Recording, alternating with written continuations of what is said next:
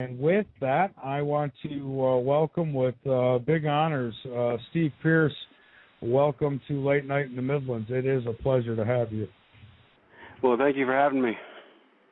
Oh, absolutely. I'll tell you, I've been talking about this a lot the last couple of weeks, and I told everybody how you've had. It seems like the last 4 shows you attempted to be on, something happened. So yeah, something weird happened. Tonight. Yeah. So how you doing tonight, Steve? Oh, pretty good. I guess it's UFO day, so we got through tonight, huh? That's right. Steve, I guess let me start out with, I'll ask you, what has life been like since that night in 1975 when you and the others had your lives, I would guess, changed forever? What has it been like since then? I've been asked that question before, and it's been my life, my whole life. So I really can't tell you with any difference because I was 17 when it happened, and I've seen UFOs before this happened. So it's been my whole life. I tried to get out of it a few times, but they seem like this would drag me right back in. So yeah, I went a long time without talking about it. I went 35 years without talking to Travis, and I went over the road, and I had some things that happened to me over the road, and when I broke my neck, that's when they wanted me to get back into it and started talking to my wife and my kid, and they think this is important for me to get back in it and start talking about it. So I got back in it a couple years ago and got a hold of Travis, and besides, I want my side of the story told in too, because I've read these articles that they've written years ago, and they're wrong. They said they talked to me. I only done one interview 35 years ago, and it was on July the 7th, 1976. It was the day my son was born, and we was at the hospital when National Star had me trapped, and I couldn't get outside because I usually ran and hid, and they couldn't catch me. I got good at hiding, and they had all the doors trapped, and I couldn't get away. So I did an interview, and then the next month when it came out, it made us look like we were lying. So I never did another interview for 35 years. But if you don't get out and talk about it and tell your side of the story, they will make things up and put things in there. And they said you said this and said that, So if you don't get out there and talk about it, they will put words in your mouth. Oh, absolutely. If you don't tell your story, then somebody else is going to tell it with their twist. That's for sure. And I agree with your family. It is important. I mean, you had an experience that not very many people, well, a lot of people, have had, I guess. But when you look at the whole population as a whole, not many people have experienced it. And, I'll tell you, I'm glad you're out talking. There's nobody but 6 people who's ever seen what we saw. Nobody's ever seen what we saw. Even Travis didn't see that coming. I don't believe Travis saw it coming, Yeah. Hey, Steve, if you wouldn't mind, fill us in on your account of what happened that day. I mean, right from the start, you get up for work, you head out. You couldn't have possibly thought your day would end the way it did. Well, I was working with Mike Rogers. We was trimming trees for the forest department and for fire protection, and we were behind in the contract because my uncle and cousin and another guy just quit, so we were short-handed. And that day that we went out, John Gillette and Dwayne Smith, they just hired on a couple of days before, so we was trying to work some overtime to get caught up because we only got paid if we only got so much section done from the forest department. And that morning, it was like a regular day. I went to work, and Alan Dallas and Travis Walton were fighting again, like always, and were arguing. And everybody was doing this kung fu fighting back then. It was a big thing back then, and I thought it was kind of funny. But Alan Dallas tried to do a a roundhouse, and because him and Travis was into it, and Alan Dallas tried to do a roundhouse, and he fell on his butt and never touched Travis, and we all laughed about it, and he got kind of mad, and Mike kind of broke it up and said, just get in the truck and let's go. So we all got in the truck and we took off, and we was working for the day, and then when during that day that Alan Dallas had cut a tree. What I did was I stacked the branches into piles so the forest department can burn it, safety burn, and right. So I was dragging some logs down and some trees down, and now you always got to look up because trees are falling, and I looked up and I noticed that Alan Dallas had cut down a tree, and it landed real back, real close to Travis, and I figured, oh, cool, another fight's going to start, and then I think Mike hollered out lunch or something like that, and Travis just gave him a dirty look, and nothing really happened out of it, and so we took a lunch, and then we all loaded up for the day, and it was getting dark, so we had to quit because when it get dark out in the woods, it's dark. And so we loaded up and was in a two-seated pickup truck, and Travis was on a shotgun side, and Kenny Peterson was in the middle, and then Mike Rogers was driving, and then behind in the back seat was Alan Dallas was next to the window behind Travis and me, and then John Gillette and then Dwayne Smith was on the far left behind Mike, and so we started taking off, and we noticed this bright light over to the right of us, and we couldn't, figure out what it was. And someone said, looks like the moon, and then one of the other guys said that, the moon's over there, there's the moon. And then we got a little bit closer, and Alan Dallas said, looks like a spaceship, and so he kind of like hits the floorboard, and he gets back up, and then I scoot over all the way next to the window, and I get a real close view, and we turn around this curve, and there it is. It's just hovering in the air in this clearing, and it's right below the tree lines. It's close enough where you could throw a rock at it and hit it, and it's just hovering there, and it's not moving. This thing is beautiful. It was solid white, and you could see the window frames coming down from it, and then there's a frame like in the middle of it. It was like two cake pans on top of each other, but it was solid white. I mean, it was a glowing white, and some reason Mike stops, and Travis gets out, and to me, it looks like he was like in a trance when he got out, and like he was hypnotized or something, and because it didn't like it was Travis, and Travis starts walking up to it like cannon corner, like sideways up to it, not straight up, but in an angle. And he gets so far from it, and he's not underneath it like it shows in the movie dancing. That's not true.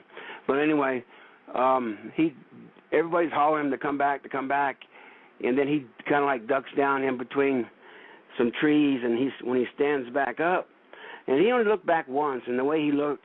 When he looked back, I know his eyes were different. This is like, and so this thing, he stands back up, and it starts rocking back and forth, going beep, beep, beep, beep, beep, beep. And then there was this high pitching noise to it, and then this bluish green light came out and zapped him in the chest, and he falls back he's in the air, and he goes back in the air. It's not like in the movie it picks him up and then throws him. It's more like it hits him, and he flies back about 15 feet, and he hits the ground. And as soon as he hits the ground, I say they got him. As soon as I said they got him, Mike takes off, and for a second there, I didn't know Mike took off until I hit my head on the door, on the door because it was bouncing and stuff. And when we get down the road, and Kenny Peterson and Mike and gets him to stop, and we stop, and we get out, and everybody's all, let's just go. Some of us wanted to go, and Kenny Peterson and John Gillette were saying that, we have to go back and look for him. We got to turn around and go back and look for him. You know, and a couple of guys wanted to know, you know, that should we go get help and come back and look for him, or what should we do? And as we was getting out, we saw a white light take off into the sky, so we thought it was gone. And so, and then someone said it looked like he was disintegrated, and I said, no, I seen him hit the ground. His body is there. I seen him hit the ground. So we all get in the pickup, and you know, in the movie it shows that Mike went back by himself. That's not true. We all got back in the pickup because you wasn't going to leave us out there by ourselves, and there's no way one of us would have went back by ourselves to look for him. And everybody was going to stick with that pickup, no matter where it went. Where that pickup went is where, you know, where we went. Because I was staying with that pickup until I got home, and that's what I wanted to do. I wanted to go home. I wanted to go back to Snowflake and see the city lights, you know, or the town lights. And because I was only a kid, I was 17 years old, and so Henry Thomas plays my part in the movie. And if you ever watched the sci-fi Paranormal Witness, they have done the best job. If you ever watch that, the first one was an hour and a half long, and the after that was an hour and a half, but because it's only an hour show. But they done the best one I've seen so far. I will go 90% of that's right, you know. So we turned around and we went back and looked for him, and we couldn't find him. And we had one flashlight, and we're looking around, and I'm thinking we're not in the right spot, and so I'm looking for tracks where the pickup took off. And then I found the tracks, and I said, well, I guess we're in the right place. And we looked and looked, and we couldn't find him. Now we're deciding what to do. Should we go home, go back to town, and get some friends of ours to come back out and look for him? And Kenny Peterson and John Gillette, they wanted to call the cops, and me and Alan Dallas, we were against it because, you know, the ones in the back seat were the outlaws. We were the non-Mormons in town, and we lived in a Mormon community, and they didn't like us anyway. So we went into town, and Mike, when we was looking for him, he really got upset, and he fell to his knees and said, you know, I left my best friend behind. Look what I've done, you know. And he was really upset. So when we got back into town, he was still upset. So Kenny Peterson called the sheriff's department. Told, you know, we pulled into a parking lot, and there was 3 telephone booths in the parking lot. So I think there was 3 or 2 or something like that. But Kenny Peterson called the sheriff's department and told the sheriff's department we had a missing persons. He didn't tell them the whole story until Gillespie got out there. And then when Gillespie got out there, everybody started telling the story, what happened and stuff. And he's looking around for beer cans and stuff. He thinks this is all nothing but a hoax, and he still does. If you watch the sci-fi, the Paranormal Witness, he's on there too, and he still believes to today that it was nothing but a hoax. And so we tell him what happened, and he says, well, Mike has to go back because he's the crew boss, and I want 2 other guys to go back, and the other 3 can go home. So Alan Dallas and Kenny Peterson went back to look for him, and me, John Gillette, and Dwayne Smith, we went home. And I finally got to go home. So they went out and looked for him, and they couldn't find him. He was still missing. And so the next morning, they got a posse, like an 80-man, 100-man posse out there looking for him. And they went to everybody's house to pick him up to go out there. And when my mom was talking to these people out front, I snuck out the back door, and I hid all day at a girlfriend's house because I figured, you know, we was going to get out there and they was going to find Travis dead. And there's no way you were going to be able to run from 100 cops. You know, you're surrounded. Because John Gillette told me that when he got out there, they had a cop by each one of them. A cop stayed by each one of them. They were telling him, you know, you might as well confess, tell us what really happened because, you know, we're going to find this body out here. And so they didn't find the body. And that I stayed hid all day at a girlfriend's house, and her mom came home for work, and and said that I'm in the bedroom, and she says that, you know, you got to stay away from that Pierce boy. The whole town thinks that they killed Travis, and Travis's body's out there somewhere. So she left to work, and she still let me stay the rest of the day until her mom came home. Then I stayed hid until it got dark, because by this time there was so many news reporters looking to get a story. You know, they within that 5 days, there were so many people up there that it doubled the town. And wow. Yes, it was bad. And they were beating on my door, looking through my windows, taking pictures, and you know, I never got a piece of sleep. You know, I didn't get hardly no sleep for 5 days. Even after that, it was hard to get, you know, because. Well, anyway, so all that week, you know, the whole town thinks we killed him, and then I seen one of the city cops, and he caught me and put me in the back of his car and told me, you know, you might as well confess. We don't think you killed him, but we think you're covering it up. We don't know why you're covering it up, but in Arizona we don't need a body, and if you're involved in this, you're just as guilty as the person who killed Travis. So if I was you, I would confess and tell us what really happened, and it would be easier on you. Well, I told him, I said, well, you know, it's true. What we were telling you is true. So he lets me out of the cop car, and he rolls down the window and says, well, when you're ready to tell the truth, call me, and, you know, and I'll help you out. And so he left, and so he left, and then he started talking about taking a polygraph test, and so I didn't want to take a polygraph test. I didn't like cops, and I'm a long haul truck driver, and I'm still not too friendly with them. You know, I just say yes sir, no sir, and go down the road. You know, and so Alan Dallas's mom was telling us that you know, they're going to set this up and make us all look like we're guilty. You know, so they set the polygraph test up, and I didn't want to take a polygraph test. So the morning of the polygraph test, I snuck out the back door again, and they were waiting on me, and they put me in my mom's car, and my mom took me to the Holbrook where the sheriff's department was at, and my mom, you know, she had to take me. I was a minor, and plus she was kind of curious if we killed Travis or not, you know. Yeah.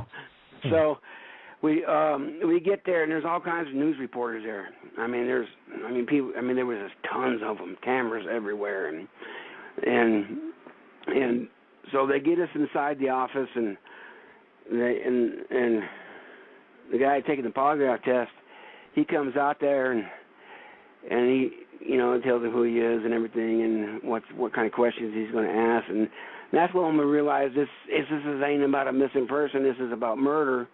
You know, because they're asking us questions if we killed Travis or not, and they took me first because they figured I would crack under the pressure because I was the youngest one, so they figured I would just crack and would never, you know, finish taking the polygraph test. I would just confess.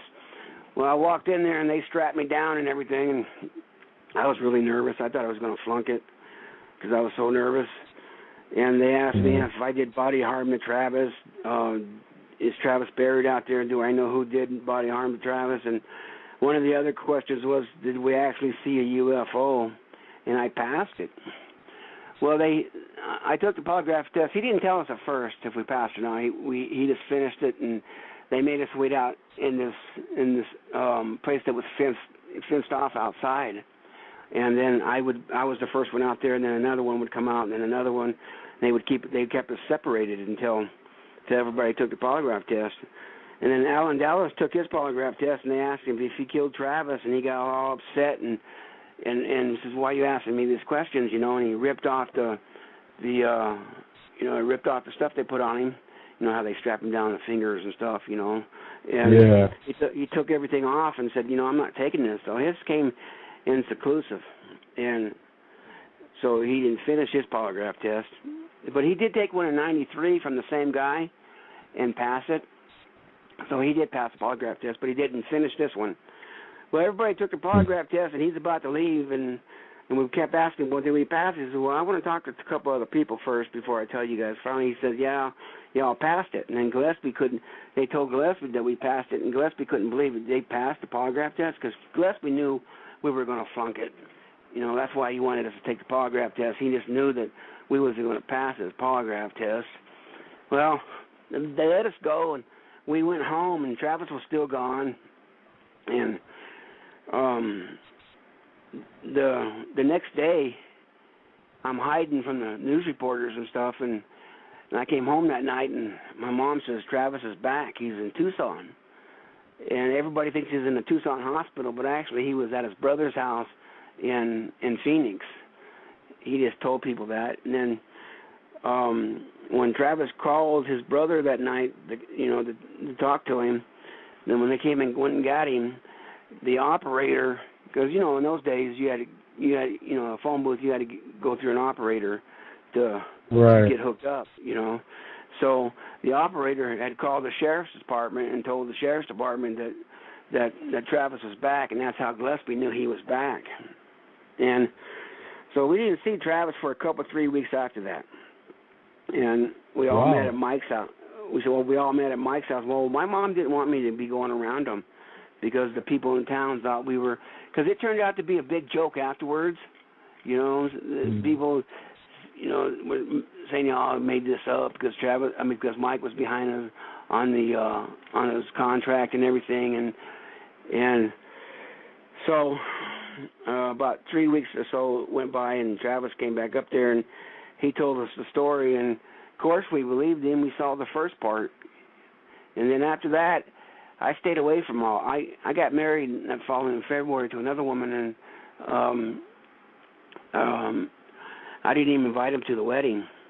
I didn't invite nobody that I worked with to the wedding because I was trying to stay away from them all, because the whole town turned it into a big joke. It was hard to get a job, and people thought we were nuts, or we were just making this up, and we just conned the police department. Well, how do you pass a polygraph test? How does all these people at one time pass the same polygraph test? I mean, that's kind of hard to do. And yeah, exactly. And even too bad you guys didn't have the old cell phone cameras back in '75.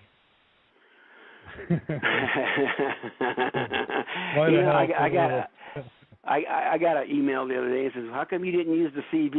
We didn't have a CB in the truck. We didn't have nothing in that pickup. We only had one flashlight to look for Travis. We were all following Mike around, and I made sure I was in the middle. I had guys behind me and guys in front of me. I stayed in the middle. And we only had one flashlight looking for Travis. We didn't have cell phones back then. We didn't have... all the stuff that we have nowadays, it came afterwards. There was no internet. There was no, so. Yeah. The world was a little bit different back then. Absolutely. Hey, Steve, hang on for a moment. We've got to take a break, and then we'll come back and continue. Fascinating story. I've heard Travis's interviews before. I've heard his accounts, and it's nice to hear from the other guys. I believe me, I think we should hear from all of them, because this is just a fascinating, true story. I don't care what anybody says. You can't tell me any different. I absolutely believe it. And we're going to get into it a little deeper when we return. This is Late Night in the Midlands on the LNM Radio Network, and maybe a little later in the show here, we might take some calls. But right now, I'm going to be a little greedy. So we'll be back, everyone. Once again, this is Late Night in the Midlands, and we will be back. Internet nowadays. Can you imagine what it was like? And this is 1975 in that town. What kind of, how they were treated by the other residents and people of that town. I mean, nowadays you could tell a story like this, and you're always going to get your hecklers. But for the most part, there's not too many people who aren't going to open their ear to something like this. But in '75, it was a whole other ball game. So I can only imagine. So I guess I'll ask Steve, and I'm sure that it wasn't pleasant, but it had to be crazy in those 5 days. What was the reaction of the town and even the people close to you? It was crazy. You got that right. I got brothers that still don't believe the story. Thinks we're all lying. And I'm just glad we passed the polygraph test, because we wouldn't have never left that building if we hadn't passed the polygraph test, because they were about to lock us all up for murder. And you had to have been concerned that you had to have been concerned that they were going to, folly up the test in some way, make you look guilty. I mean, that's the first thing I would think. That's what we were all thinking. That's what we were all thinking, that they were going to do that to us, make us look guilty. So then, so Travis then he gets home. You all took lie detector tests, and you passed. And then after that, what happened? I mean, did it die down anytime soon, or were you still being harassed? I was being harassed for, that following July, National Star caught me at the hospital, and then after that I went back into hiding again. After the next month, they came back out and, made us look like we were lying. And so I just got tired of Arizona and all the, the crap we was going through, and I went back home to Texas. I went back to Texas where I was from, and before that, I got married and I moved to Taylor. Taylor is a town next is next to Snowflake, and the city cop named Jim Click of Taylor, he came to my door one day and said that Philip Plass called him and said that he'd give me $10,000 if I said it was a hoax. And at the time I just blew it off, and I always thought Philip Plass was just a news reporter. So I just thought he was looking for a story. So I just blew it off and didn't think nothing of it. And then when I moved to Texas, he found out where I lived in Texas and found out my phone number, and because if you get a home phone back then, they put your phone number in the phone book and everything, and and I was going by Jeff then. I still went by Steve, but everything I had is you got to go what's on your driver's license, and so I couldn't figure out how he was finding me until a couple of years ago. I found some old papers that the original copies of the polygraph test, and that I dug up a bunch of other stuff up, some old copies of a bunch of other stuff, and I noticed on there that they had my real name, and not my real name, but my whole name. It said Jeff S. Pierce on there, and then I realized, that's how he must have found out what my first name was, because back then I thought they only knew me as Steve, but on the polygraph test it says my whole name. And he was calling me out there telling me, I'll give you $10,000. You say this is a hoax and everything. And one night I hung up the phone and I told my ex-wife, I said, I'm just going ahead and take this money. Everybody thinks we're lying anyway. You might as well take the money. We can use the money. And then she says, well, do you really believe this happened? And I said, I believe it happened. I was there. I saw it. I said, well, why are you going to sell yourself out for $10,000 when you know this is true? It's because I was mad at Mike Rogers because he hadn't paid me for the job, and then after that I got a side job and he took it from me. So I was really mad at Mike, and I was mad at Travis for a few other things, and putting things in the book that he didn't ask me about to put in the book.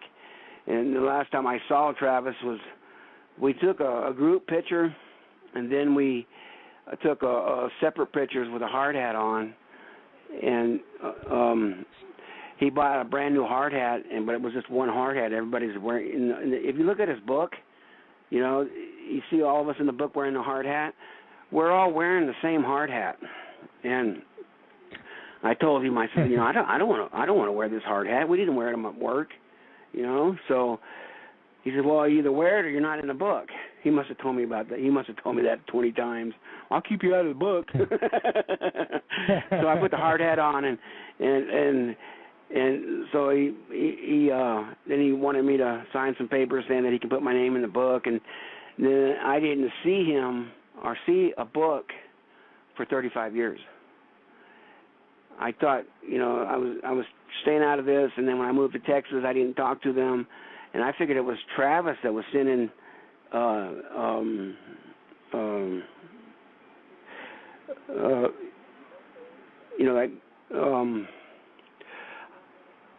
I thought it was Travis that was telling Philip Prass where I was at, but it wasn't, because he didn't like Philip Prass. Well, see, I always thought Philip Prass was a news reporter. So when he was calling me, offering me this money, I figured he was just going to get it from the news, from the newspaper, because I thought he worked for a newspaper. And so I was going to take the money, and one night he calls again, and my ex-wife's not home, and I says, okay. And Philip Prass is the only one I ever said it was a hoax to. And the only thing I said was, okay, this didn't happen. How do I get the money? Well, he flew to Texas, and I met him at a restaurant, and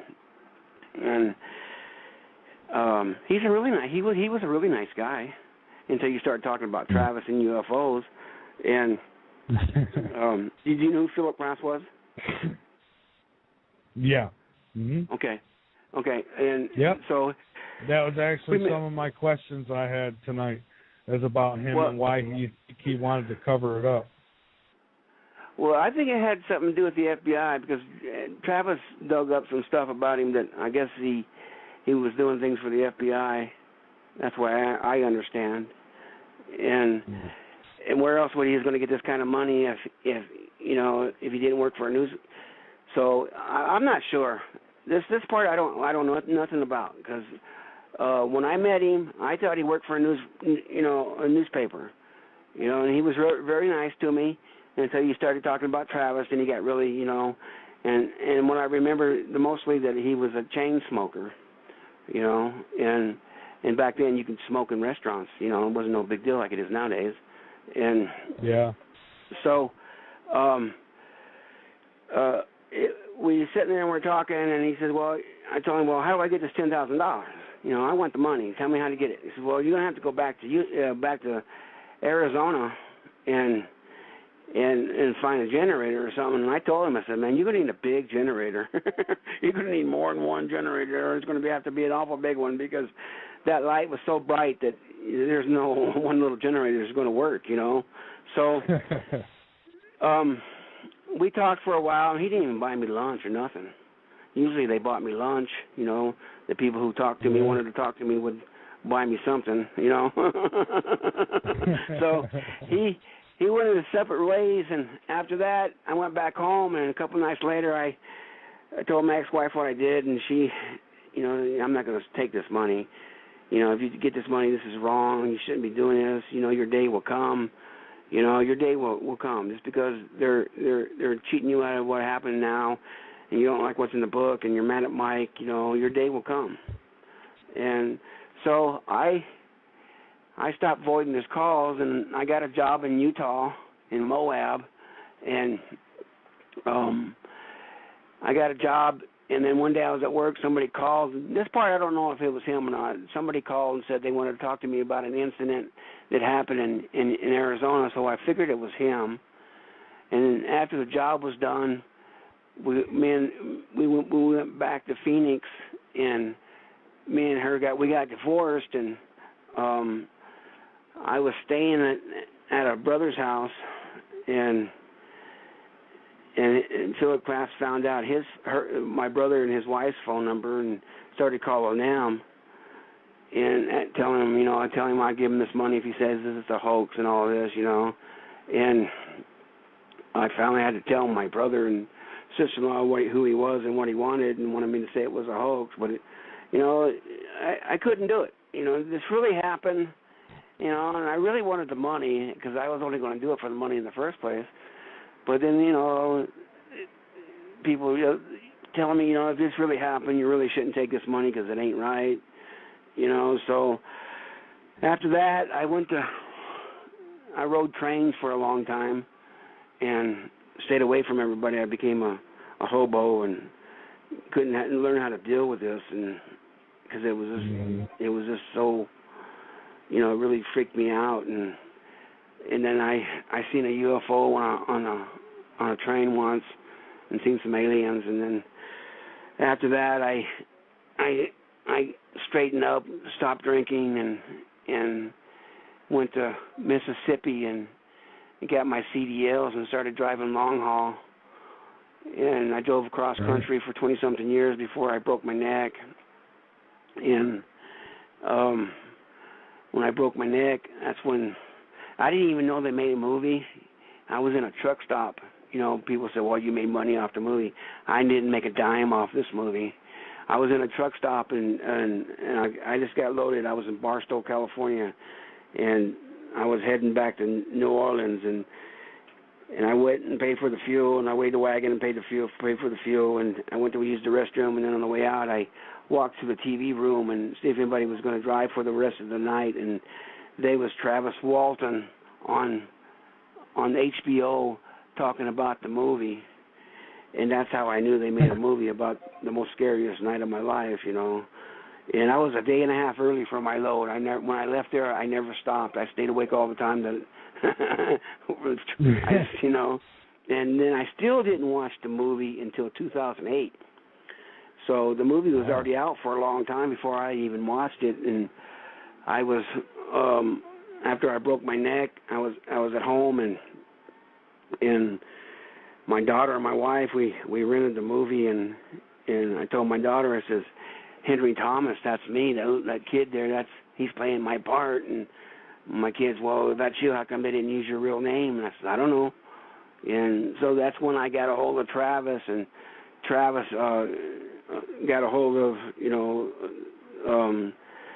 I got a hold of Travis, and I started talking to Travis, and then that's when he wanted me to come out and started talking about Philip Plass and everything. And I'm not the one who brung Philip Plass up in the first place. It was Mike Rogers. Mike Rogers came out 20-something years ago saying that he's going to kick my ass. Well, he had tried to kick my ass. Well, anyway, if I took that money, and that's how it all started about Philip Plass, because everybody found out that I was going to take this money, and it really pissed Mike off, and so he brung it out.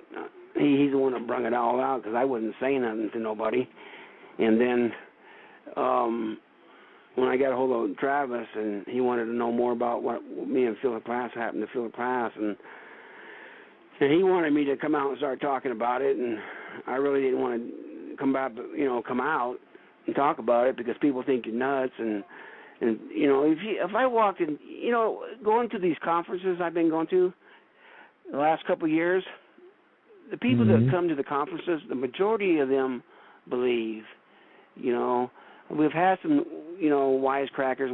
We did one. Me and I did one with Travis in New Mexico a few months ago, and some drunk lady got up, and she was drunk and started saying, this is a bunch of crap. Y'all are lying, and finally they had to, escort her out. But majority of the people, and it's like therapy. It's good because people believe you, and and it's different than it was back then.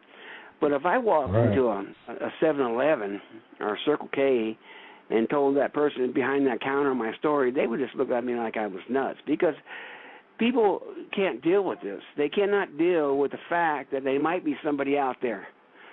Some people has to do with their religion belief, how they were brought up. But the people who believe, and the people who don't believe, they're the ones that's really hard on you. The ones who don't believe are really hard on you.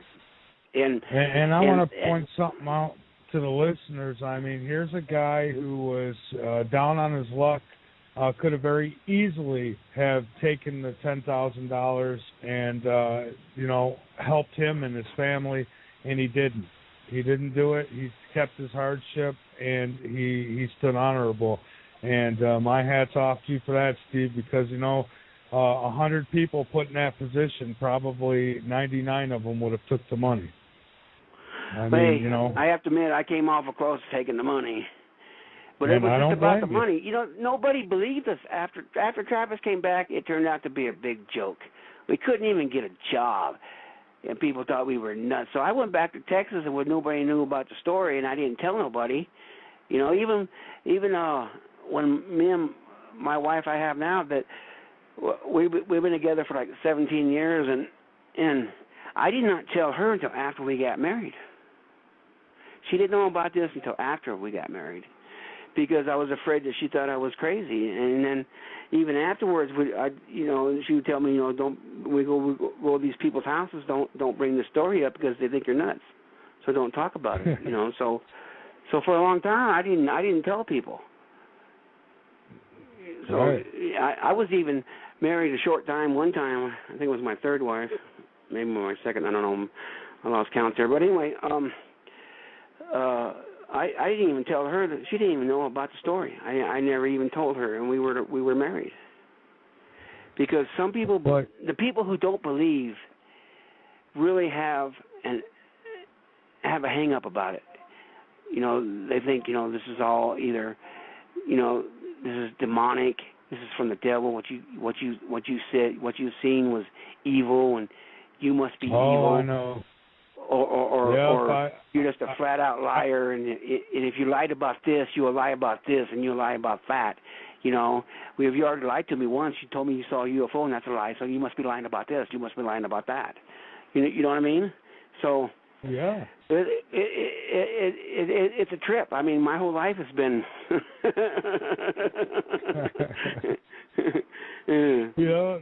Steve, I've dealt with those kind of people who. They tell me, oh, they're fallen angels, they're demons, they're this, and the fact is, we really don't know who or what it is. We just know that it's. I mean, I've had UFO sightings before, and my last one, Steve, was several months ago, and this thing, I mean, it was just brilliant lights. It was tubular shaped, and there was 4 of them, and these things were glowing like a fluorescent orange. And had a fine, bright white light coming out of the back, no noise, no nothing, and just kind of floating its way across the sky. And, I've been looking to see if anybody else reported it here in Columbia, and it was another case where, if I could have got up on a couple ladders, I may have been able to hit it with something. I mean, it was huge. And, people who just think that this is a bunch of baloney, I feel so sorry for them. I mean, they must feel so alone to think that we're the only ones in this universe. I mean, this is a real phenomena, and I'll tell you, it just fascinates me. And I believe also that I could be standing with somebody next to me, and I could see a UFO, but he can't. So if they want you to see it, you will see it. If they don't want you to see it, you're not going to see it. And I believe that's right. This. Yeah. Yeah, I do too. And my wife, she didn't see one for years until we went to a conference in California in January, and then on the way back, we had 3 that stayed right beside us all the way home, and we drove from L.A. all the way up to Utah. So there's a lot of spaces out there that and it ain't like they just. Like an airplane. When an airplane would just go by and you won't see it, eventually it'd be gone. They stayed 3 of them stayed right beside us all the way home. All the way home. It just followed us. My wife was always saying, I finally got to see one. I got to see 3 at the same time. Well, in Phoenix, Arizona seems to be a hot spot, too, for this type of phenomena, because it wasn't long ago the Phoenix Lights, that big, huge mothership-type object that came through the sky that everybody's seen. I mean, so much goes on, and people still deny it. I mean, hundreds of thousands of witnesses, and yet people say, no, it was flares or it was atmospheric phenomena. Baloney. That's not what it is.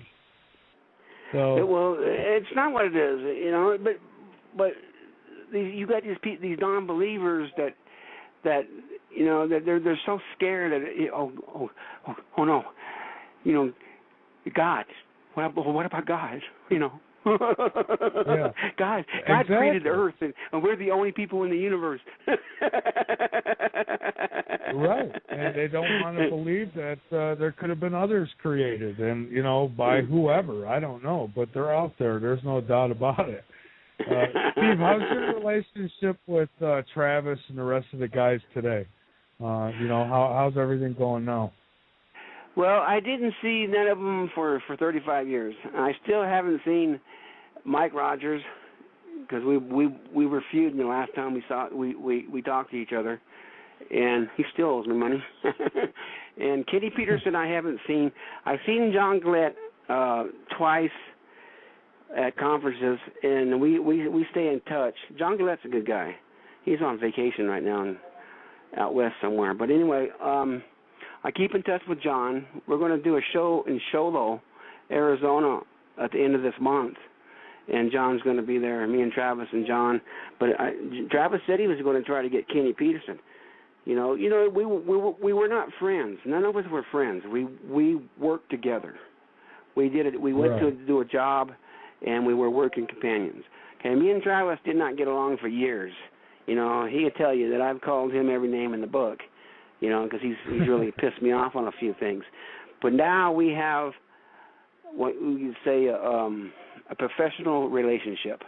Okay, we're not best of buddies, but his story is true, and this really happened, and this is what the whole point is to get the word out, to tell people this is true. They're really out there, and that's, and it's being covered up. Oh, yeah. I believe that's what Philip Plass was trying to do, was to cover it up.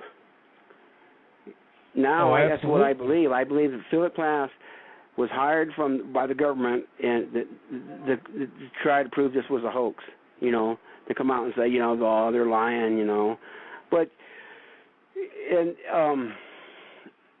I did 2 Februaries ago, I did a conference in Arizona, in Mesa, and John Gillette was there, and that's when me and John,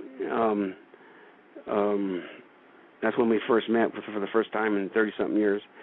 And at the end, Travis lets people ask questions, and this guy came up and called me a liar about Philip Plass.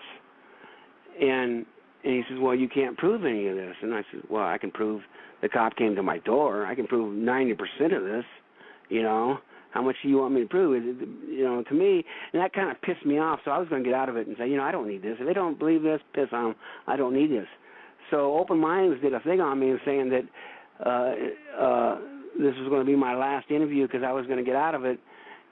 And then I got so many emails that people tell me to keep talking about it, don't quit because, one guy pissed you off and calls you a liar, and I wanted to get off, off the thing and beat his ass, but, you can't do that in public. You'd go to jail, so... But come to find out, he was a friend of Philip Plass's when Philip Plass was alive. But in Travis's first book, when Philip Plass was alive, Philip Plass is alive when Travis wrote his first book. In his first book, Travis mentions the money that he offered me. Now, if Philip Plass was alive and he said something that was a lie, Philip Plass would have came out and said, this is a total lie, but he never said anything. So to me, that right there proves that, Philip Plass knew that, this is true, that he offered me this money because it's in the first book. That, Travis said he wrote this in the first book about Philip Plass offering me this money. And Philip Plass didn't say anything, so, and this new guy that's a bunker, he did an article on me. If you write Steve Pierce, Fire in the Sky or UFO on the internet, you'll find his article. And he's flat out calling me a liar and all this, says our story's changed. My story's never changed. My story's been the same since the get-go. Hollywood might have changed Fire in the Sky and made it the way they look. I had nothing to do with that. I didn't make a dime off of that. They don't even use my real name, but if you know anything about me, Henry Thomas, I'm the young kid. I'm the 17-year-old kid. That's the reason I wrote a book. It's called Broken Silence, One Man's Journey. That's the reason I wrote a book, because to tell my side of the story. Because I've got all these people telling their stories, what I said and what I didn't say, and all this, and most of it's not true. It just didn't happen. A lot of the stuff in the movie didn't happen. The only part in the movie about me that really happened was I was the first one to take the polygraph test. The rest of what they talk about me, us in the restaurant, us, all this, that didn't happen. And then I get emails saying, well, y'all have changed your story from Paranormal Witness, from the movie Fire in the Sky. Well, Fire in the Sky is Hollywood. That was all about money. Those people's got to make up money, and it was all about money, yeah. and I didn't make a dime of it. But if you want to know the truth, what really happened, 90%, I agree, 90% of, but Paranormal Witness, it's called the Abduction. You watch that, and we're all in it. And Alan Dallas passed away a couple years ago, so he's not in it. And Dwayne Smith, he's in it. I mean, they mentioned both their names, but they're not actually in it like I am. I'm actually in it, and it shows a character of me too. And we weren't together when this was made. None of us saw each other. None of us talked before we did this. I did mine in Hollywood. And when I talked to John told me that he didn't see Kenny, he didn't see Mike, he didn't see Travis, he didn't see nobody. He went in there and told their story and left, So none of us saw each other.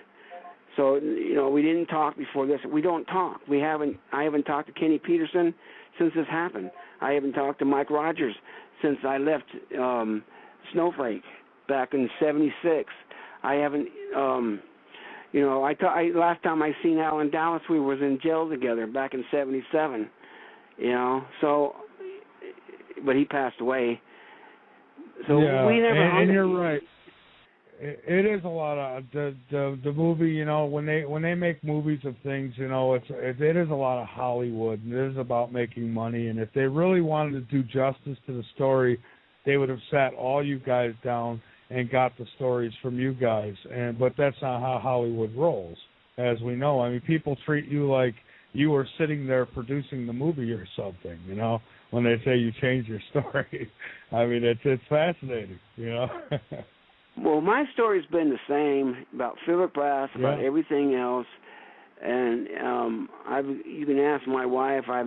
We've been together for 17 years, and she will tell you that my story's been the same. Because finally I had to tell her the truth, what really happened, because some things were happening, and so I had to tell her everything, and then so I've seen them after this. I've seen 4 aliens at the same time. For me, I see it as kind of a blessing. Maybe Travis wouldn't take it that way. I don't know, but for me. I think having a really good UFO sighting such as yours, I mean, yours was incredible, I think it's kind of a blessing because you're no longer saying, are they real? They're real. Now it's a matter of who's flying them damn things. And according to Travis, I believe there was humans and some kind of 4.5 foot, like grays. That the... Yeah, they were grays. So, that's what I see. That's all I've ever seen are grays. Yeah. And we didn't see. We saw this for like 5 minutes. It ain't like we saw it for 10 seconds and it took off. It was in our face for a long time. So we knew what we saw. And people think we're nuts, we're crazy, or we're making all this up, or they hung something up in a tree, and we saw something. That's what I've got a couple of emails too. People saying, well, maybe they just tricked you of seeing something you didn't see. That's what Philip Plath thought. He even told me. He said, I believe that you believe what you saw, but they tricked you of seeing something you didn't actually see. So right. And some will ask, and I've had the question posed before with other guests that I've had, and people will say, well, how do you know that the government doesn't have this technology and that that they're the ones behind it? And I imagine that they probably are working with some group of these extraterrestrials, maybe. I don't have the answer for that. All I can say is it's a real phenomenon. And who knows, maybe the government is fooling around too, but they got that technology from somewhere. They didn't develop it themselves if they are. So, I believe the government knows a lot more than they're saying. Absolutely. If you don't believe that about Roswell, there's something very wrong. Because I believe Roswell really happened. Especially I believe it has too. Yeah. Especially after they blew up that military guy. He had a newspaper in his hand, and they could read what it said. So yeah. And that was years later. Yeah. What was that, in the 80s when they blew that up or something? Yeah, and you know what I'm talking about? Oh yeah, absolutely. And the military comes out right away and says, a UFO had crashed, and then they go and change the story. What I think hours later, if our military doesn't know the difference between a weather balloon and some kind of strange craft, then we're in a lot of trouble. So they tried to cover it up right from the start. They did. I mean, I think it was a general in Fort Worth saying that this didn't really happen or something, and the guy that came out and said it the day before said what he saw, he was mistaken that it was a weather balloon. I mean, come on, so the government knows more than they're saying. Because, it's just like the Phoenix Lights. They said it was flares. And, people seen these things. They weren't flares. People couldn't handle it, though. If the people in the world started realizing, there's UFOs, people would freak out. I mean, they would lose it. The non-believers would say, oh no, how about God? How about God? You're right. It would. I mean, I think they ran a test. The old, what was that radio announcer or the guy says that we were being attacked by UFOs. It just slipped my mind. And everybody went crazy. People started killing themselves. Was it Orswell or? I know what you're talking about. That radio show. Yeah. It was all nothing but a hoax. Yeah. I mean, look at how people reacted to that. I think that was a test. That would happen. I think so. That would happen. Don't get me wrong, people out there. I do believe in God. I do believe in Jesus. Even when this first happened, I was raised Pentecostal in Southern Baptist.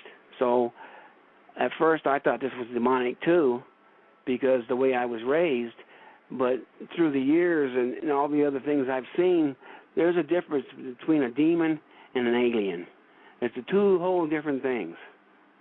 So it's a whole different. And if anybody out there really can't believe there's more species out in this universe and this stuff, I mean that's just crazy. I mean, come on.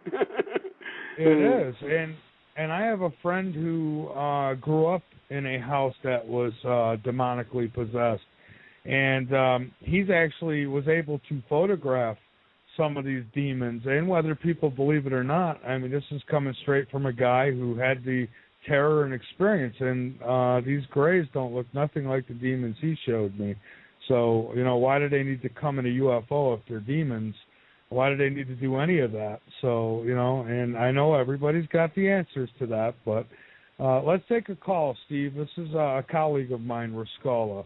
So I know he's been waiting to come on. Rascala, welcome to Late Night in the Midlands. As soon as this stupid mic lets you come on live, you'll be on. Can you hear us? There you are. Hi. I hear you. Hello, Michael. Hello, Steve. Oh. Hey. Hello. Steve, a couple of questions, if I may, and if you don't want to answer it, it's fine. I want to ask you. That doesn't mean I'm going to answer it. Yeah. I want to ask you about strange dreams. And before you, if you want to answer that, the question. There you go. I got to get it straight. Give me a second. The answer to the question.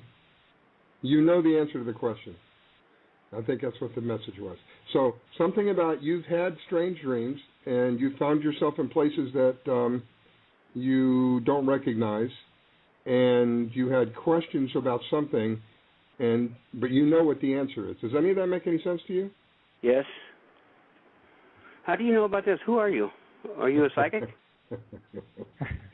Tell him who I am, Michael. He is Rascala. He does a radio show here on the L&M Radio Network as well, and he does have some psychic abilities, but I don't know if that's where he got this from. Rascala, is that this is coming. This is all coming from upstairs right now, very strongly. And I don't know if I should say this on. Let me talk to him off the air first before I say anything. But very strongly, I have a message for you, my friend. Well, he'll give you my phone number when we hang up, and you can call me. I don't want my phone number over the air, though. No. We'll do that. But I just want you to know that you have the answer, and I can't word it. It's coming to me, and I can't word it. The word peace, does that mean anything to you? P-E-A-C-E, peace. The word peace. Well, you're blowing me away.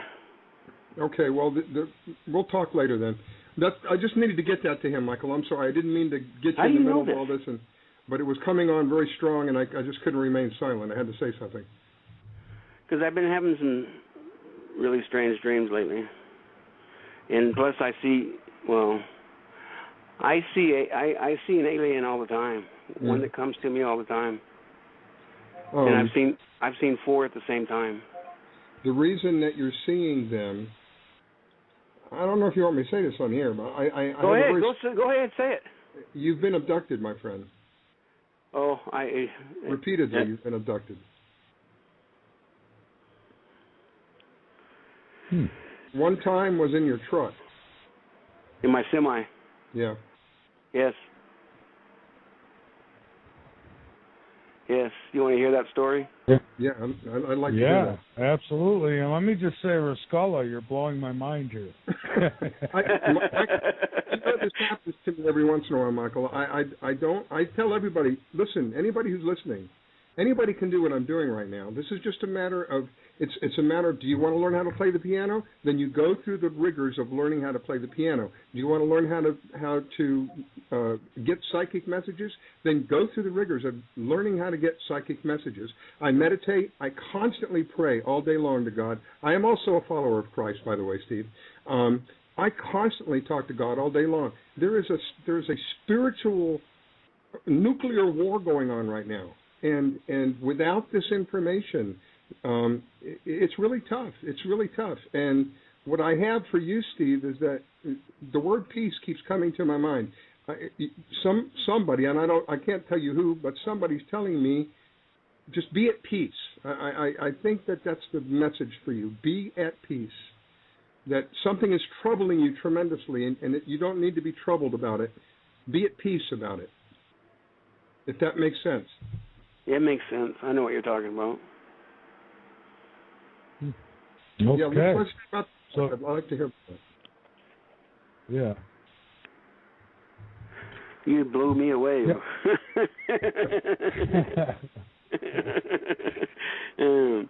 I was so let's in a big hear truck. about the truck. Yeah. All right. I was going down the highway. I was on Route 666, and they changed it to 491 after right before I got hurt. They changed it to 491, but Route 666 runs through the east side of Arizona, then it runs into New Mexico, then it runs up towards Shiprock on the west side of New Mexico. So it's right there on the borderline of New Mexico and Arizona, and then it runs up into Colorado.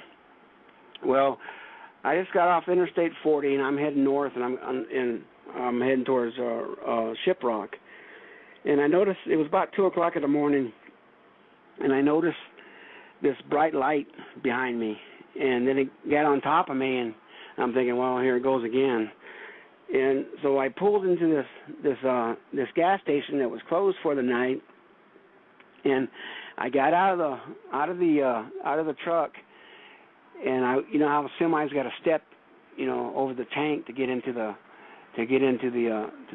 truck. Well, I'm standing on the step with the door open, standing up, looking up, and it's right above me. I can see this, and then I look north, and I see some some headlights coming down, and I look back up, and it's right there above me, and I look back to the down to the highway, looking at these lights coming, hoping, they get there and see this. And the next thing I remember, it was the next morning, they were beating on my truck, telling me I had to wake up because they were fixing to open the store, and I couldn't have my big truck parked there. So I had like 4 hours missing. Yeah, that was the night. Don't be troubled. That's amazing. Be at peace. I just feel it very strongly to tell you, don't be troubled, be at peace. Whatever has happened, and be prepared that it's probably going to happen again. It happens all the time. Yeah. I woke up with a bruise on my face. I got into a physical. I thought it was a dream, and they were talking about taking me and my wife and another lady named Lori Wagner, who filmed my when I got hypnotized, my regressions, and then they started talking about taking my 13-year-old daughter, and I really got upset. I said, "No, you're not taking my daughter," And then I took a swing at one of them, and then one hit me back, and then I woke up, and I thought, "Why, that was a freaky ass dream," Mm-hmm. So I went into the bathroom, and my wife said, "What's wrong?" And then she looked at me and says, "You got a big old bruise on your face, man. What happened?" And so I looked at the mirror, and I got a bruise on my face, and I'm, whoa, man, this wasn't a dream.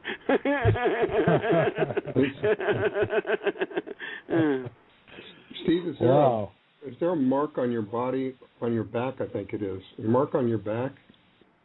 Yeah. You don't? Okay. Do you know what an RF meter is? Yes. R like Roger, F like Frank, radio frequency meter. Yes. I think you're tagged, and I think your daughter's tagged. And my wife wanted me to get checked out and to see if I have one, because I know Dr. Roger Lear. Yeah, Lear. Yeah, Lear. Roger Lear. Yeah. I need a drink. Hang on. Okay. And a friend of his named Steve, he has a thing that you can get inside and see if you have any of those on you. Yeah. But I won't do it. I don't want to know. If I have it, I don't want to know. The thing that you get inside is called a Faraday cage. What it does is it isolates all radio frequencies to make sure that you, in fact, are transmitting. I think this is part of the piece. I think it's part of the message for you. That the part that's troubling you is you want to know, but you don't want to know. You have a degree of fear, which is understandable. I mean, don't misunderstand me. I'm not trying to pass judgment. I'm trying to give you the best information that I have available to me, and I think this is part of the solution of the piece that you want, to find out if this is there and then have it removed. Once you remove it, they can't find you again.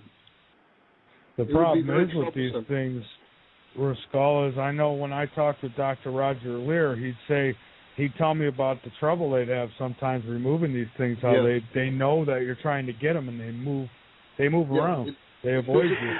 That's right. Well, there was a guy that, last time I seen Roger Lear, it was at a MUFON meeting, and they did a thing for him because he was sick, and there was a guy there speaking. I can't think of the man's name, but he was speaking, and he has one, and every time they try to take it out, it moves. Yeah. So you can get an RF meter and just, if you isolate yourself, like if you've got woods or somewhere where you can go, where there's not, away from the city, because there's radio frequency all through the city, it's saturated, but if you get away from the city out in the woods where there's very little, and then somebody can scan you, you can get a preliminary idea of what's going on. But I believe that you've been tagged, and I believe that your daughter's been tagged as well. Another good way, too, is sit inside a mobile home, because I'll tell you what, you ever try to listen to a radio inside a mobile home? That's what a Faraday cage is, an isolated room that typically has some type of metal that isolates the radio waves, and that's what a mobile home is. If you think about a mobile home, that's what it is. It's a metal cage. Yeah. It's an aluminum cage. Now, I don't know if I'd want to know either, because once you know, then you might feel like you have to do something about it. And what do you do? Live with it? I guess, yeah. You know? The accident that Steve, the accident that you had regarding your neck, that keeps coming to my mind. Why? Do what now? The accident that you had regarding your neck. What is so peculiar about that?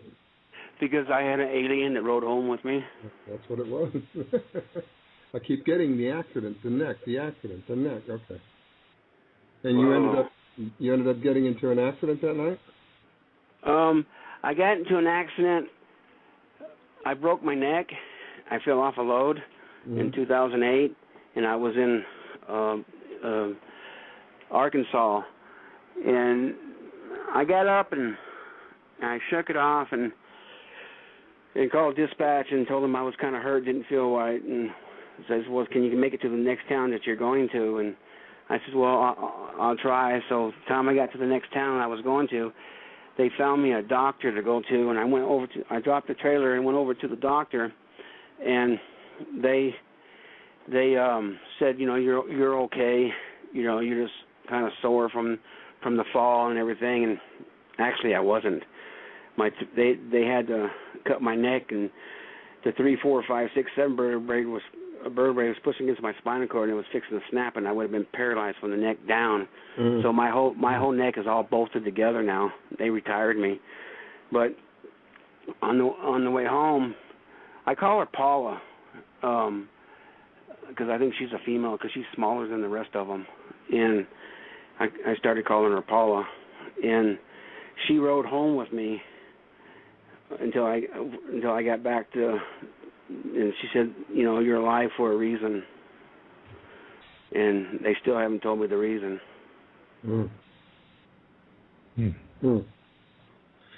I wish I could tell you the reason. I don't know. It's not coming to me. I do believe that they're protecting you, though. Absolutely. Oh yeah, they already told me they were protecting me. They were even with me in surgery. She came and told me that, you know, my surgery, because I had 3 surgeries, and they told me that I would be okay. I would make it through the surgeries. And they want me to meet them somewhere, but everybody backed out about meeting them. So when Yvonne Smith, if they ever want you to meet them and they want you to take someone along with you, I'd be more than glad to go. I really would. This came out and do what? I said I'll take the nightmares. You take the nightmares? I will. Yes, sir. Well, when we're off air, I'll tell you all about it. Okay. All right, great. I want to talk to this gentleman. Huh? Oh, I asked Rascala if there was anything else he'd like to add, but yeah, you would like to talk to him. I'm just listening right now. You can put me on. You can put me back on hold. I'm just listening. But I want to talk to you. I want him to give you my phone number so you can call me after the show. Okay. That's fine. All right, we'll do that. Because you said there's something you want to tell me, but you don't want to say it over there. Well, I already said it. It was the abduction. I didn't know whether you wanted people to know that or not. But it was the abduction. Well, call me anyway. I got a few other things to tell you. Okay. You want to hear a bizarre? You want to hear a bizarre life? I can tell you. I'll do it.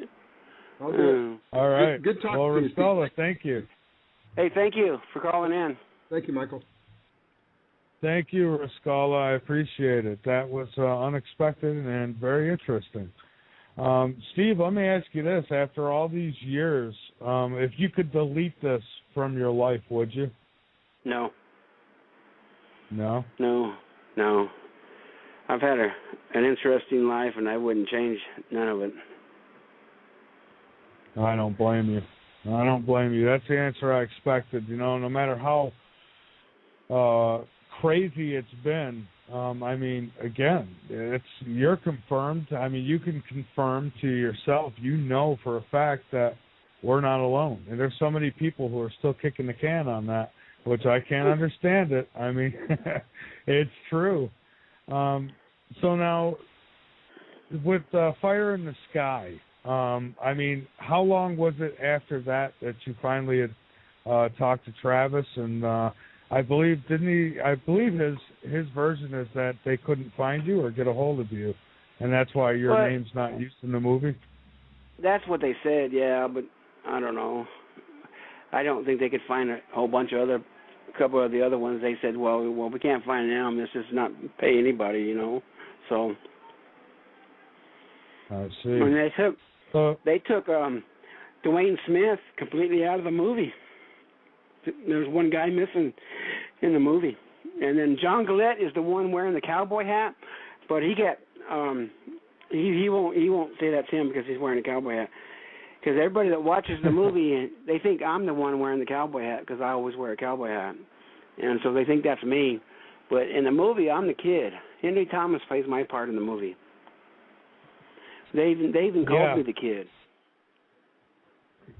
You know, and how old were you? You were 17? 17. That had to have been, I mean, that's a lot for a 17-year-old, you know? Well, I mean, you really went through a lot. They thought I was 18, but I lied about my age to get a job. I didn't want to go to school, so my mom said either go to school or go to work, and my mom needed the money anyway, so I went to work. I see. So if you could describe to me like that night, you know, when Travis was running out to this UFO. I mean, describe the well, I didn't scenario. see that. I didn't see Travis running out there. No? No, he didn't run. He was like in a trance. He kind of like walked up to it, you know. So kind of really slow paced. Yeah. Yeah, like a walk. You know, I didn't see that. What I saw was everything started going into slow motion, and it was like he was in a trance, and he was being pulled up there, and they wanted him, and they took him. And what was it like Travis inside believes the truck? It was though? Do what? I'd say, what was it like inside the truck, though? You guys had to have been going crazy. Oh, man, we were screaming and hollering at him, trying to tell him to come back. You know, we were hollering and screaming, come back. And he only glanced back once. And the way he looked at us, you know, it was just like he wasn't there. So Travis believes now that this was an ambulance call, that, you know, he got they were fixing to take off, and what he got was like, you know, something coming out of a muffler. You know what I mean? So yeah, he got the aftermath, and it zapped him, and then they realized what they did, so they took him to fix him up. I don't believe that. I'm not going for that. I was there. I saw this. They wanted him. They took him. Travis is very smart. You know, he's very intelligent. So I believe they wanted him for some reason, and they took him. Yeah, I wouldn't doubt that for a minute. And yeah, I did hear he did an interview not too long ago, and he did say that he thinks now that they accidentally zapped him and that they were just trying to fix him. And I would say if that's the case, you know, why, you know, the experiments, and things like that they might have done, and then leaving them naked when they drop them off. I mean, that wasn't very helpful. He wasn't naked. No? No. Oh, so that was part of the movie Hollywood. Too.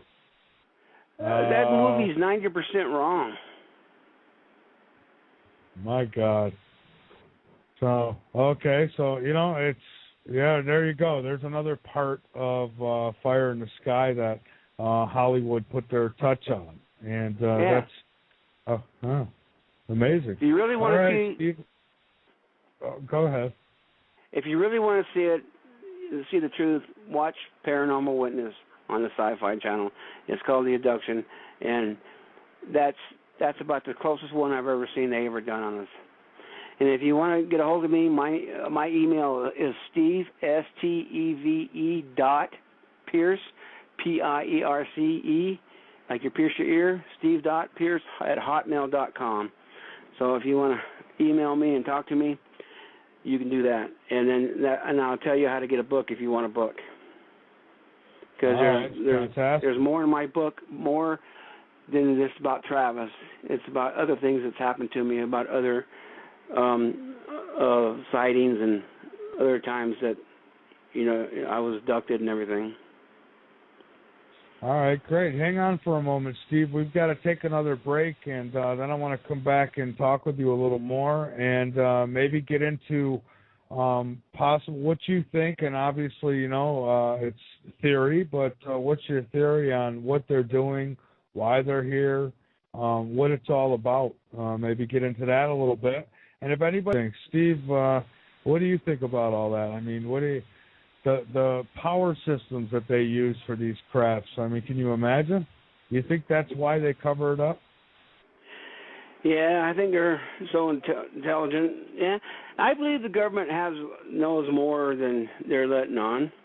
I think everybody knows that, so... Yeah. But this is true. I mean, they exist. They might come through they might not travel. They say it takes 100 years to go so far in space. Well, I believe there's a time travel tunnel, or what do you call it? A wormhole. A portal. A wormhole, or whatever you want to call them. They're coming through, and that's what I believe. Like Skinwalker Ranch. I believe that there's something going on there that they're coming through. So... Yeah, I believe so, too. And, they have obviously figured out a way, and maybe even bending time somehow, time and space, like you would a piece of paper, I don't know. But they've obviously got the technology. I've had people who swear up and down there's bases on the moon and even bases on Mars, and I really wouldn't doubt it. I don't know if you've heard of them, but...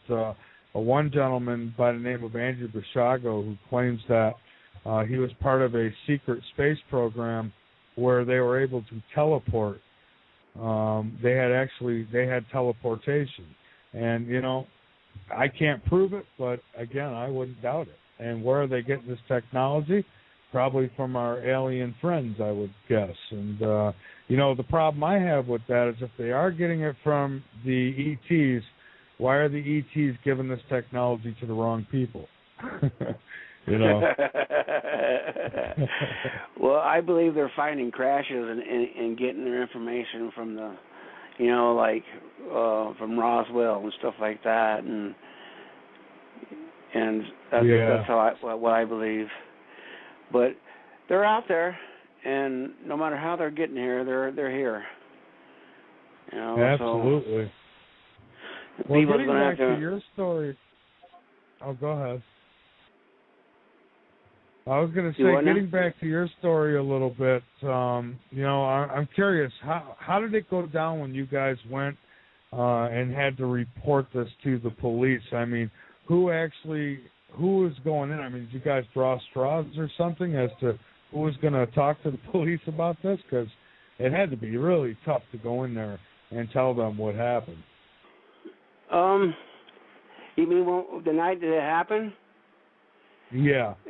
Kenny Peterson is the one who decided to go ahead and call because Mike was still upset and I really didn't want to call. I wanted to go home, so. But Kenny Peterson was one that was stuck with it. So. Yeah. So now, you had to have been reading a lot of the stories as they came out and reading what was being said. And, when this was going down, even within them 5 days, I mean, how did that go down? I mean, was that part of the reason you wanted to hide because of the publicity that was coming with this? I mean, it had to be tough at 17 years old, no less. Well, everybody thought we killed him, so, I didn't want to get in front of a camera and... Did you kill Travis? So I hid from them, and I was kind of shy to get in front of a camera anyway. You know, Alan Dallas and Travis's brother. Travis had a brother that I think he passed away. I think it was the one that passed away just shortly. But he had a brother that would see a camera, and he would knock people over just to get to the camera, you know. I was the opposite. When I saw a camera, I went the opposite direction. And Alan Dallas was the same way. He loved to get in front of the camera. Well, I didn't like that. I didn't like that, you know, I didn't like people asking me questions. I didn't like them, you know, because they thought we were crazy and or murderers, you know, and I just didn't like it. And I did one interview, and I told you about that, and after they came out calling me a liar, I didn't want to do no more interviews. I mean, if they're going to do an interview and make me look like I'm a lion, and then put stuff in there that I didn't say, you know, so... Right. You know, it took me 35 years to do an interview.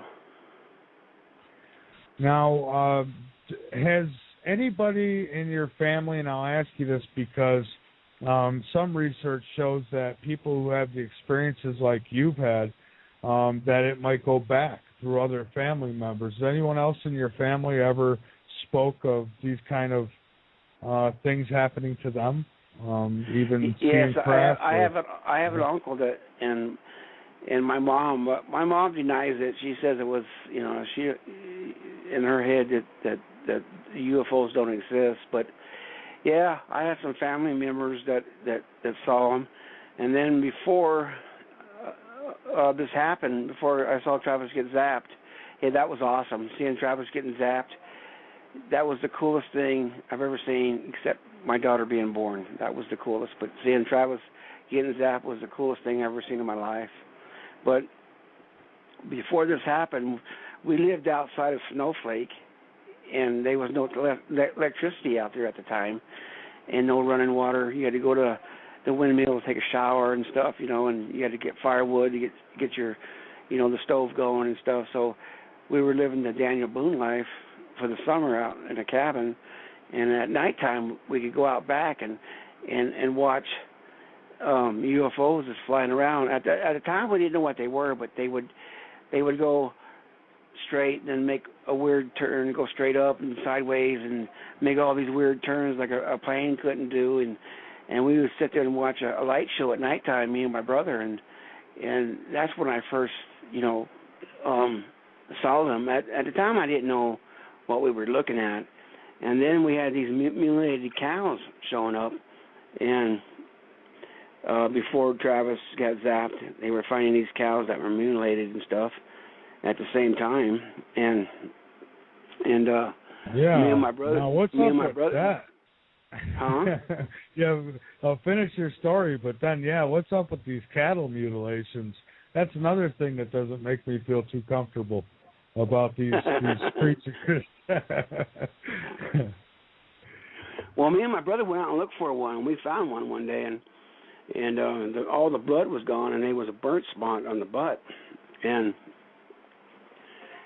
all the blood was gone. We thought that was kind of weird, and there was no tracks and no nothing around, no tire marks, no nothing, you know, and we kind of looked to see if it was brushed away or something, but there was no tracks, and the cow was just, you know, the blood was all gone, and there was a burn mark on the back of the leg, and we thought that was kind of weird. So they were strange things happening before Travis got zapped, and then there was strange things happening after, and there's been strange things happening in my life before and after, and still strange things happening.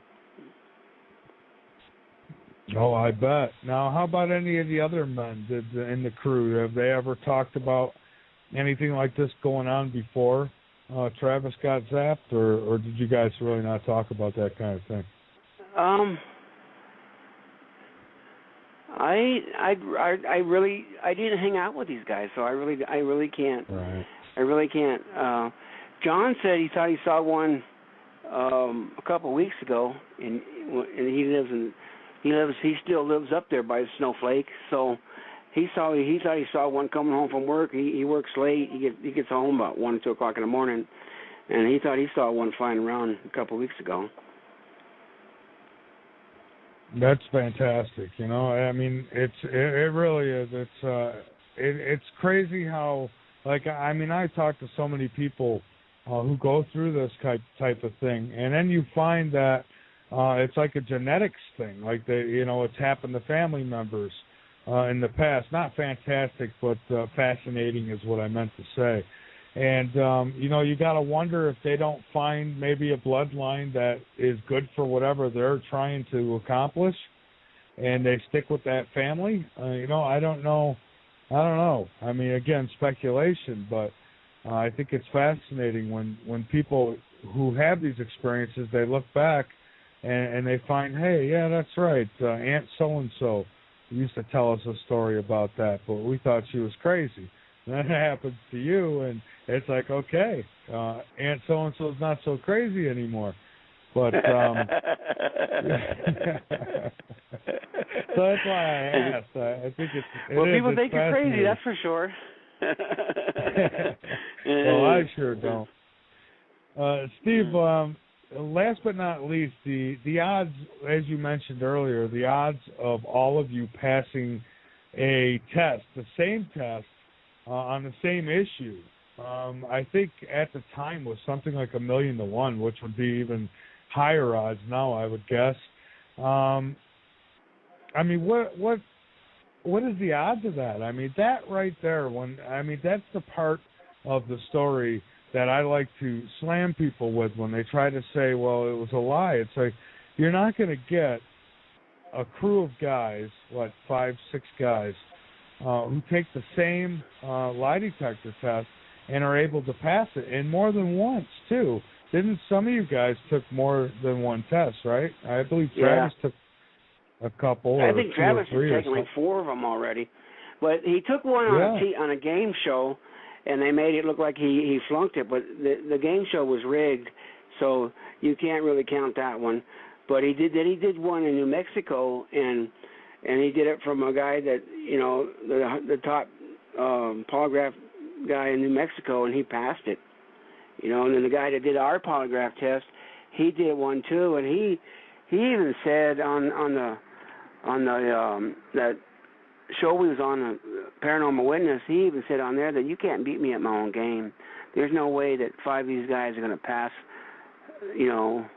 my polygraph test and pass it, because this is, they can't beat me at my own game. So he believes us. He believes we saw something.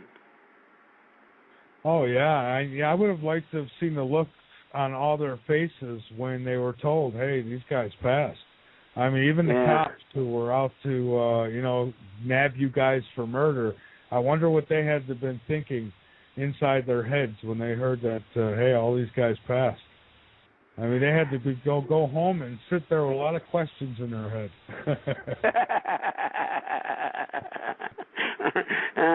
He still can't believe he passed it.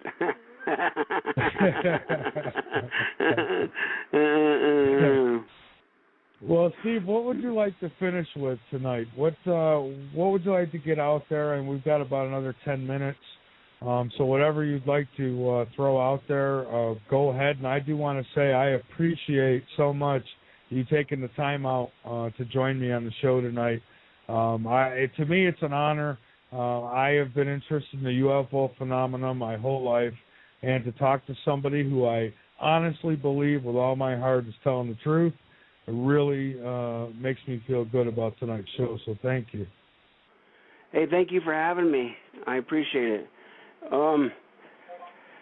If you want to read my book, just give me an email at steve.pierce@hotmail.com, and I'll tell you how to get a book. We'll be in Roswell, New Mexico this weekend at the festival. I'll be in Cholo, Arizona at the end of the month on the 29th. You can find that on Travis Walton's website.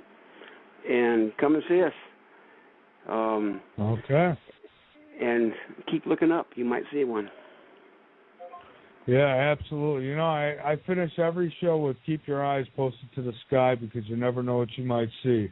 And I really mean it. I don't just say it. People need to look up, or you're never going to see them. Steve, thank you so much, and you're welcome to come on this show anytime. And I thank you so much for taking the time out. And I also Well, want to thank I'll Kelly. come back on when my book's my book's done. I gotta go get them tomorrow. I paid for myself. I didn't go through a publisher, so and the book's done. I gotta go pick them up tomorrow. But once my book starts selling, I'll come back on and I will tell you all about all the things I've seen and gone through, and that will blow you away because it still blows me away. And my daughter, that's awesome. And my 13-year-old daughter, she can talk to dead people, and they can talk to her back, and she sees them. And they come to her, and she's even seen aliens have came to her. Well, so that is fascinating. Yeah, I'm looking forward to talking to you again, Steve. I really am. So keep in touch, and when you're ready, just give me a word, and I'll definitely make room for you. Well, thank you for having me. Y'all have a good week. A good night and a good evening, and be safe and keep looking up, and you'll see them. All right. Thank you very much. Thank you for having me. Oh, you're welcome. Thank you for taking the time. All right, everyone. That's Steve Pierce. His book is Broken Silence.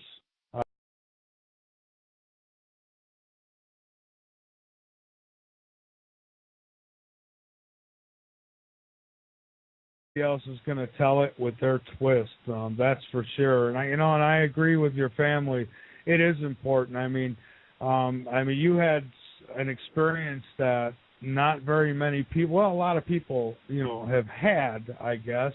But when you look at the whole population as a whole, not many people have experienced it. And I'll tell you, I'm glad you're out talking. There's nobody but 6 people who's ever seen what we saw. Nobody's ever seen what we saw. Even Travis didn't see that coming. I don't believe Travis saw it coming.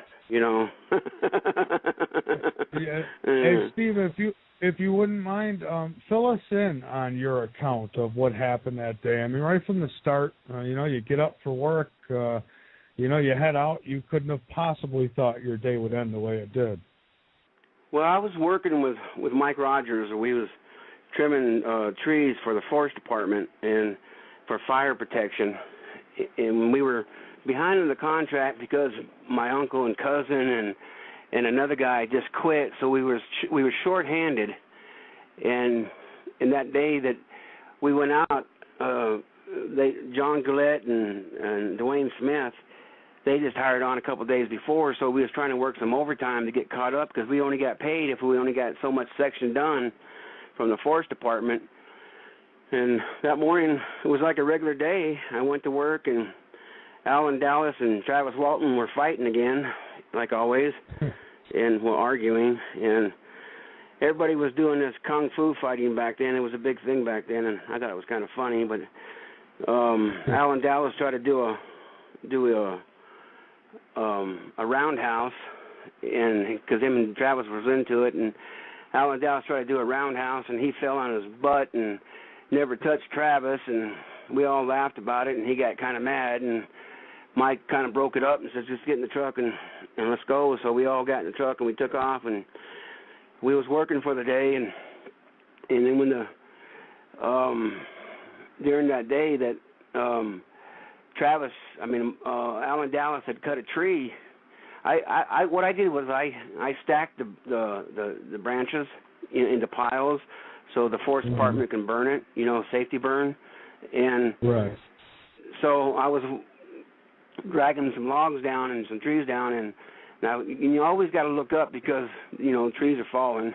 And I looked up and I noticed that Alan Dallas had cut down a tree, and it landed real back, real close to Travis. And I figured, oh, cool, another fight's going to start, And then I think Mike hollered out lunch or something like that, and Travis just gave him a dirty look, and nothing really happened out of it. And so we took a lunch, and then we all loaded up for the day, and it was getting dark, so we had to quit because it get dark out in the woods. It's dark. And it gets him to stop, and we stop, and we get out, and everybody's all, let's just go. Some of us wanted to go, and Kenny Peterson and John Gillette were saying that we have to go back and look for him. We got to turn around and go back and look for him. And a couple of guys wanted to know, that should we go get help and come back and look for him, or what should we do? And as we was getting out, we saw a white light take off into the sky, so we thought it was gone. And so, and then someone said it looked like he was disintegrated, and I said, no, I seen him hit the ground. His body is there. I seen him hit the ground. So we all get in the pickup, and in the movie it shows that Mike went back by himself. That's not true. We all got back in the pickup because you wasn't going to leave us out there by ourselves, and there's no way one of us would have went back by ourselves to look for him. And everybody was going to stick with that pickup, no matter where it went. Where that pickup went is where where we went, because I was staying with that pickup until I got home, and that's what I wanted to do. I wanted to go home. I wanted to go back to Snowflake and see the city lights, or the town lights, and because I was only a kid, I was 17 years old, and so Henry Thomas plays my part in the movie. And if you ever watched the sci-fi Paranormal Witness, they have done the best job. If you ever watch that. The first one was an hour and a half long, and the after that was an hour and a half, but because it's only an hour show. But they done the best one I've seen so far. I will go 90% of that's right, So we turned around and we went back and looked for him, and we couldn't find him. And we had one flashlight, and we're looking around, and I'm thinking we're not in the right spot, and so I'm looking for tracks where the pickup took off, and then I found the tracks, and I said, well, I guess we're in the right place, and we looked and looked, and we couldn't find him. Now we're deciding what to do. Should we go home, go back to town, and get some friends of ours to come back out and look for him? And Kenny Peterson and John Gillette, they wanted to call the cops, and me and Alan Dallas, we were against it because the ones in the back seat were the outlaws. We were the non-Mormons in town, and we lived in a Mormon community, and they didn't like us anyway. So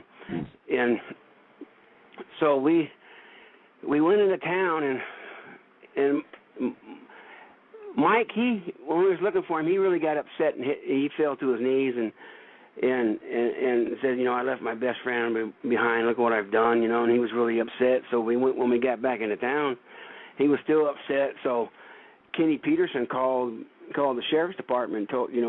We pulled into a parking lot, and there was 3 telephone booths in the parking lot. So I think there was 3 or 2 or something like that. But Kenny Peterson called the sheriff's department and told the sheriff's department we had a missing persons. He didn't tell them the whole story until Gillespie got out there.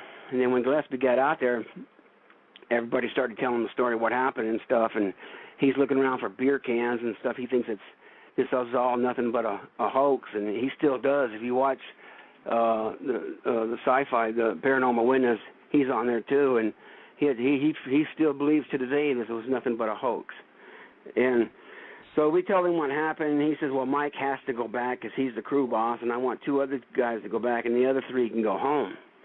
So Alan Dallas and Kenny Peterson went back to look for him, and me, John Gillette, and Dwayne Smith, we went home, and I finally got to go home.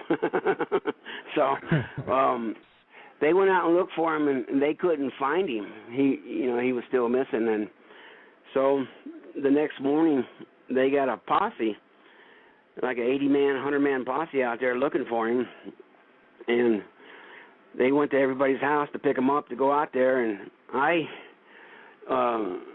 when my mom was talking to these people out front, I snuck out the back door and I hid all day at a girlfriend's house because I figured, we was going to get out there and they was going to find Travis dead. And there's no way you were going to be able to run from 100 cops. You're surrounded. Because John Gillette told me that when he got out there, they had a cop by each one of them. A cop stayed by each one of them. They were telling him, you might as well confess, tell us what really happened because, we're going to find this body out here. And so they didn't find the body. And that I stayed hid all day at a girlfriend's house, and her mom came home for work and said that I'm in the bedroom, and she says that, you know, you got to stay away from that Pierce boy. The whole town thinks that they killed Travis, and Travis's body's out there somewhere. So she left to work, and she still let me stay the rest of the day until her mom came home. Then I stayed hid until it got dark, because by this time there was so many news reporters looking to get a story. You know, they within that 5 days there were so many people up there that it doubled the town. And wow. Yes, it was bad. And they were beating on my door, looking through my windows, taking pictures, and you know, I never got a piece of sleep. You know, I didn't get hardly no sleep for 5 days. Even after that, it was hard to get, you know, because. Well, anyway, so all that week, you know, the whole town thinks we killed him, and then I seen one of the city cops, and he caught me and put me in the back of his car and told me, you know, you might as well confess. We don't. So we loaded up and was in a two-seated pickup truck, and Travis was on a shotgun side, and Kenny Peterson was in the middle, and then Mike Rogers was driving, and then behind in the back seat was Alan Dallas was next to the window behind Travis and me, and then John Gillette and then Dwayne Smith was on the far left behind Mike, and so we started taking off, and we noticed this bright light over to the right of us, and we couldn't, you know, figure out what it was, and someone said, looks like the moon, and then one of the other guys said that, you know, the moon's over there, there's the moon. And then we got a little bit closer, and Alan Dallas said, looks like a spaceship, and so he kind of like hits the floorboard, and he gets back up, and then I scoot over all the way next to the window, and I get a real close view, and we turn around this curve, and there it is. It's just hovering in the air in this clearing, and it's right below the tree lines. It's close enough where you could throw a rock at it and hit it, and it's just hovering there, and it's not moving. This thing is beautiful. It was solid white, and you could see the window frames coming down from it. And then there's a frame like in the middle of it. It was like two cake pans on top of each other, but it was solid white. I mean, it was a glowing white. And some reason Mike stops, and Travis gets out, and to me he looks like he was like in a trance when he got out, and like he was hypnotized or something, and because it didn't look like it was Travis. And Travis starts walking up to it like cannon corner, you know, like sideways up to it, not straight up, but in an angle, and he gets so far from it, and he's not underneath it like it shows in the movie dancing. That's not true. But anyway, everybody's hollering to come back, and then he kind of like ducks down in between some trees, and when he stands back up, and he only looked back once, and the way he looked when he looked back, you know, I know his eyes were different. This is like, you know, and so this thing, he stands back up, and it starts rocking back and forth, going beep, beep, beep, beep, beep, beep. And then there was this high pitching noise to it, you know. And then this bluish green light came out and zapped him in the chest, and he falls back about. I mean, he's in the air, and he goes back in the air. It's not like in the movie it picks him up and then throws him. It's more like it hits him, and he flies back about 15 feet, and he hits the ground. And as soon as he hits the ground, I say they got him. As soon as I said they got him, Mike takes off. And for a second there, I didn't know Mike took off until I hit my head on the door, on the door because it was bouncing and stuff. And when we get down the road, and Kenny Peterson and Mike and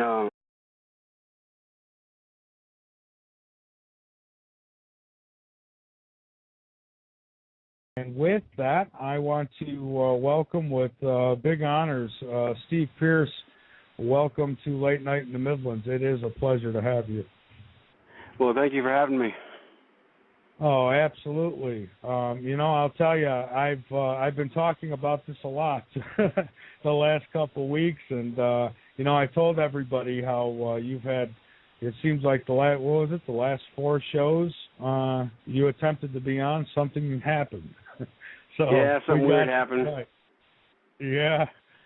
So how you doing tonight, Steve? Oh, pretty good. I guess it's UFO day, so we got through tonight, huh? That's right.